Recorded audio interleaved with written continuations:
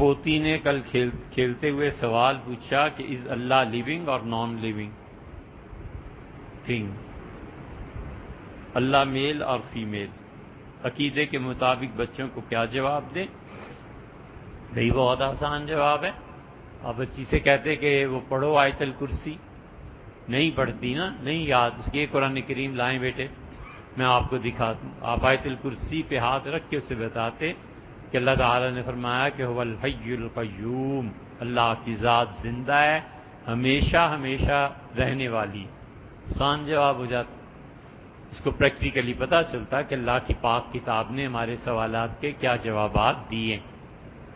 رہ گئی دوسری بات کہ اللہ تعالیٰ میل فیمیل، تو بتانا چاہیے کہ ہر سوسائٹی میں بیٹے ایک زبان ہوتی ہے اور ہم سب لوگ اس زبان سے بندھے ہوئے ہوتے ہیں. چونکہ ہماری سوسائٹی میں عام طور پہ گفتگو کرتے ہوئے مذکر کے صیغے غالب رہتے ہیں، اس لیے ہم اللہ تعالیٰ کے لیے مذکر کے صیغوں کا ہی استعمال کرتے ہیں، میل کا.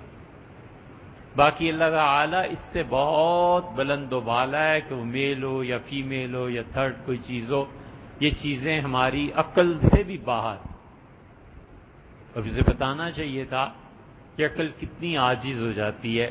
عقل تو یہ بھی دریافت نہیں کر سکی اب تک کہ فلاں چیز کیا ہے اور فلاں چیز کی حقیقت کیا ہے.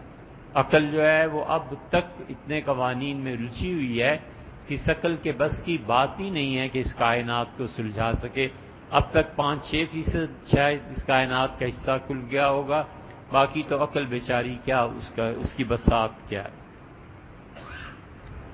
کوشش کرنی چاہیے کہ بچوں کو پریکٹیکلی قرآن سے جوڑا جائے، ریفرنس دیا جائے، بتایا جائے.